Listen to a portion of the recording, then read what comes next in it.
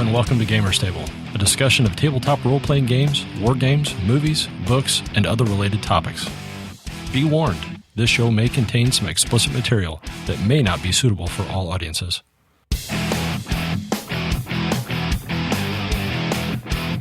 Hello and welcome to Gamer's Table. My name is Eric. This is Mark. This is Dan. This is Mark. And I am Jason. You should have said I'm Sean. Sean's not here. John's not here. You've been waiting forever for that chance. Yep, Jason is now the anchor for the show. Awesome. This episode we're going to talk about fictional societies, what we think about how they work, how they don't work. Could they actually work in a real world setting? For the most part, your fictional societies, the things that we think of are racial-based, D&D, fantasy-based societies. For the most part, I think that most fictional societies are based on actual society. Sure. Oh, yeah. So- The Empire in 40K is clearly Nazi Germany. Okay, and then we could start with that one. I mean, how does that work? How would that work in a real society? You have this. It's very much a religious-based society based on the belief that one person is divine, and Well, that's the basis for a lot of different It cultures. really is. The pharaohs of Egypt were all thought to be either gods or the sons and daughters. Well, the few female pharaohs that there were. Drow. And see how that worked out. Not very well. Well, I think it worked out. After a couple of thousand years, it all fell apart. That's what I mean. I think it worked out pretty well for him. I mean, that was one of the longest-lasting dynasties on Earth, I believe. Oh, yeah. when you're talking about theocracies Yeah. and things like that, that's The Vatican was a theocracy for a long time. I mean, it's not anymore. Well, it doesn't have nearly the clout that it did. the but, ruling body. The post-Romantic Europe, the Holy Roman Empires and whatnot. Well, you mean as far as influence over governments? And, Yes. yeah. I mean, Okay. governments couldn't do anything. Well, and I think that kind of probably started with the schism. Well, the thought, the idea for this topic came about because it started. I was looking at a newer issue of White Dwarf at the miniatures range for the new Dark Eldar, and the Dark Eldar and Chaos and a lot of those two in particular. I think to myself, those societies would not exist. They would burn themselves out because of Too volatile. Evil societies. evil societies Right. are not sustainable. I mean, in my mind, these things cannot exist. And And if for the like most part- the drow Yeah. in D&D, these societies that don't place value on its members, I think, are kind of destined to burn themselves out. So I think it's kind of just like convenient storytelling for the sake of we need a bad guy. On the other hand, too, that I think societies who overvalue their race over others, I don't think they're going to last kind necessarily. of like high either. elves and things like that. Right. And the Empire. Right. Well, Yeah. or in 40K, And you've Star got Wars. Eldar. Okay. Right. So I mean, they're literally a dying race. Right. Why that makes no sense to me. Well, they based Everybody knows how to get it on. the So- Eldar are like the space version of the High elves. the Tolkien elves. Right. Correct. Because correct me if I'm wrong, but the high elves of Tolkien were a dying race also because they were all leaving. Am I not correct? Correct. Thanks, Mike. He's not. They don't call him the best color man in the business for nothing, folks. Thanks, Cotton. Again, well, so yeah, convenient storytelling. Why are they leaving? Why are they a dying race? Why that makes no sense. Especially when they're supposed to be immortal. It's supposed to be immortal, super advanced, highly intelligent. Maybe that's why they're dying, because they're immortal. I mean, just because you're That immortal doesn't make any sense. Well, Well, if you think about it, I think that it really boils down to sex. Yeah. Right. Because do elves, who are this long-lived race, they don't have the human primal urges to have sex the same way that humans procreate. do. So, but again, that's convenient storytelling. I mean, nature shows us in almost every other respect that everybody wants to get it on, and pass on their genes. All right, well, let's use a real world example then. Idiocracy. Well, I was going to say a real world example, Oh, okay. not a movie. Okay. Well, not give it a little while. Yeah, not a theoretically accurate society. Whales. Okay, whales live. Some people think they live hundreds of years. We're not talking just west of London. That's what I was saying. Okay. Not the. Yes, the Welsh live for hundreds of years. Seagoing mammals. Gotcha. Okay, such as whales, like the blue whale. Gotcha. They speculate they live for hundreds of years. They recently found it's just been in the last few years. They found a right whale recently, its carcass, and they of course did a necropsy on the carcass, and they found a stone tipped harpoon point in its spine, which means that had to be an Eskimo, and that had to be over 100 years ago, because those people have stopped using stone implements up to a point, So at any rate, because whales live for so long, they really don't reproduce as often as other mammals do. I mean, like rabbits. Rabbits reproduce. I mean, I think a rabbit can have 3 or 4, is it called a litter? They can have like 3 or 4 or more litters in a year. And I think rats even more. I mean, It's a brace of conies. A brace of conies, yes. Well, okay. Well, then would it have direct correlation to their position in the food chain? Yeah, so rabbits are definitely a prey animal. Sure. Whales are predators. I mean, they don't eat, other mammals necessarily. But going by that logic, maybe the Eldar are not a prey animal. And maybe they're an apex predator. Or they are indeed the superior race. Orcs are predators, and they breed in numbers. Yes. Yeah, they just spring up out of the ground. Yeah, but they live in a very... I love that version of orcs, by the way. It's the greatest version of orcs ever. They grow from mushrooms. It's great. I like that too. Talking about 40K. Yeah. You kill an orc, it populates the ground with more orcs. Right. They spore. Right. Yes. Well, didn't they say that in Tolkien as well? Is that the orcs were elves once who had been corrupted by evil? Yes. That's what they said in the movie. I don't remember them saying that in the book. Well, I never got through the books, Mike. That's true. That's what's true. That orcs are corrupted elves. Oh, okay, got it. All right. See, now, I thought I'd heard that even in D&D terms. Maybe old D&D when it was a blatant ripoff of Lord of the Rings. I don't know. Homage, sir. Homage. Yeah, sure. Right. Whatever. Semantics. If you like Gygax, it's an homage. If you don't like Gygax, if you're an Ed Greenwood fan, then Ed Greenwood is an homage of Gary Gygax, who ripped off Tolkien.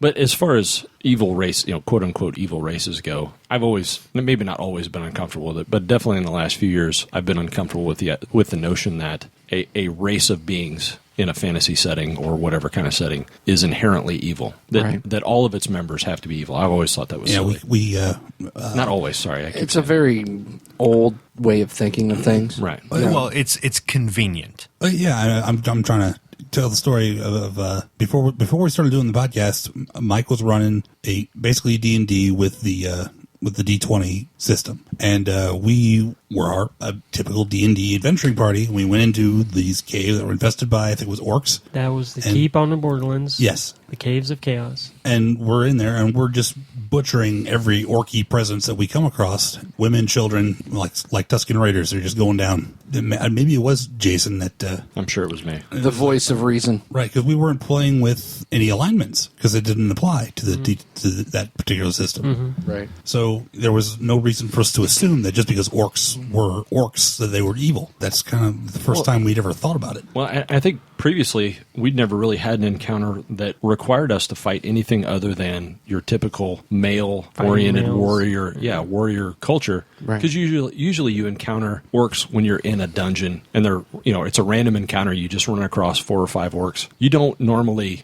go into a cave that's populated by them where they live. You're invading their home, and here we are cutting down women and children, orcs. That just kind of struck me as this just feels evil what we're doing here. This isn't right. Yeah. I mean, that in Star Wars terms, that was one of the turning points of Vader, was killing the women and children Tusken Raiders.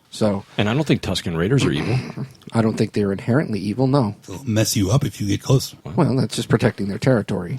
Which happens in nearly every human culture that you would encounter. If you're a stranger and you're walking into, you're definitely outside of your element. If you're an explorer and you walk into the jungle and you've never been there before, and you encounter locals that have lived there for however many years, you're probably going to get ganked right there in the jungle. Killed and eaten by something. If only you spoke Ovitos. People are yummy. Now, on the subject of orcs, the reason why they're considered an evil culture is they don't produce anything except a war. They're raiders. They steal, they plunder. We can. Take Okay, prisoners. whenever I say we, I mean it's possible. You can identify traits that are good or evil. Right. And if a society exemplifies more evil traits as a whole, you're going to look at them as an evil society. Of course, it's all dependent on your point of view. What you hold and consider to be good or evil or virtuous or not, these particular traits. So that's how you get a society like, say, the Drow. Or the Vikings. Or potentially like the Vikings. Because The Vikings were definitely evil to the people who just got their butts raided in more ways than one. I'm sure that happened. Something that we've been talking about recently, tying into something that we're going to do is the Society of the Sith. The Sith are considered an evil society because they are practitioners of the dark side of the Force, which, depending on the source material that you look at, the dogma, really. The dogma of the Jedi is really what sets the dark side as an evil force. So, I mean, and people who play the MMO, the new Star Wars MMO, can say, you can play a Sith character and still not be a bad guy. One of the hardest things that I've found is to take a Sith sorcerer and do good stuff with them. Choose all of the light side decisions. It doesn't stop you from doing it, and it doesn't stop you from completing your tasks. In a way, it almost rewards you differently for doing that. And it's very eye-opening for me. And I know that Kramer from Action Nerds talked about this on our when we did the episode with him, that it really opened his eyes as well. It really gives you this different perspective on a villainous society. You can play Sith and not be a complete bastard. Just because that's the reference we have. Vader was a complete bastard. The Emperor was a complete bastard. But I'd say the Emperor was more complete of a bastard than Vader was. Oh, yeah. Right. I don't think it's necessarily fair to use the MMO as a reference for this, because if you look at most MMO games and even the Warhammer game, there is no good and evil. Right. You're all warriors, Right. Well, you're going to be fighting something. Otherwise, you're just sitting. What are you really doing? Right. I mean, and even take the Warhammer Online Age of Reckoning, whatever it's called. I think it's well on its way to being dead right now. The classes that you play and the factions that you can choose from don't dictate your actions. Right. And I think that's kind of at the heart of what Jason is talking about, like say with the drow. Where you come from doesn't necessarily dictate where you're going. It's just your society gives a framework for how you are built, and it kind of steers you in one particular direction. It's nature versus nurture. Right. You can be Drizzt, or however you pronounce his name, and choose to go a different path. Right. Or you can be, I can't think of a uber evil elf from, like, say, Lord of the Rings or whatever. You can do these things. Right. It gets to the point where, I think it's convenient storytelling because people just need a protagonist. People need something to fight. Sure. So they populate a dungeon. A protagonist. Yeah. Correct, yes. Yeah. It depends on point of view. Right. So you populate a dungeon with these green humanoid things and never really consider their sex until you get to a point like us. Right. When we've gamed for so long, yes, you do ask the question, well, are there any orc babies around here? Right. Why do we never see them? A man monster. Exactly. Okay. You won't know until you shave it. Now, we ask that about governed societies, but we don't ask that about other aspects of bad guys in role-playing or in stories. No one ever asks, is there a good zombie? No one ever asks if there's a good Reaver from Firefly, These are creatures who have lost their humanity completely. Right. So the loss of humanity, it gives the storyteller an out. I would say so, yeah. It's not something that's necessarily evil. It's motivated purely by base brainstem. Right. That's why I don't think it's necessarily fair to call an orc evil if, like, their intelligence is a 5. Well, if you don't know any better. And I would question, Mike mentioned earlier, orcs don't produce anything. There is no orcish culture. I mean, they have a language. There's no orcish art, even primitive though it might be by human standards. There's always exceptions. I can think of exceptions, but yeah, I mean, they're at least in Greyhawk. I'm trying to think of the areas that orcs control. The Palmarsh, sure. The Horn Society. Yeah. What other examples are there? Those are two that just came right off the top of my head. Ayus. Okay, but Ayus, I think probably a little more humans involved there. No, they were all human. All right, well, let's go with the Palmarsh. The Palmarsh is definitely humanoid controlled. So if they're able to control that large of an area, right smack dab in the middle of the Flanaess, where surrounded by basically human kingdoms. I think even the Palmarsh to the west are some dwarven kingdoms, the Ulic states. So if they're able to have control over that much territory, they have to be producing something. They can't. They would not be able to feed the population of their country simply by raiding. There's no way that's sustainable. So that's why I would think that even though they're labeled as being evil, they're labeled as not producing anything. They have to be able to produce something, or like we've said, they would implode. If going back to the whales and the bunny rabbits, if orcs do breed rapidly and come of fighting age very rapidly, they're probably killing each other as well. Right. That's still not a. So the population evens out. You're talking about as a food source?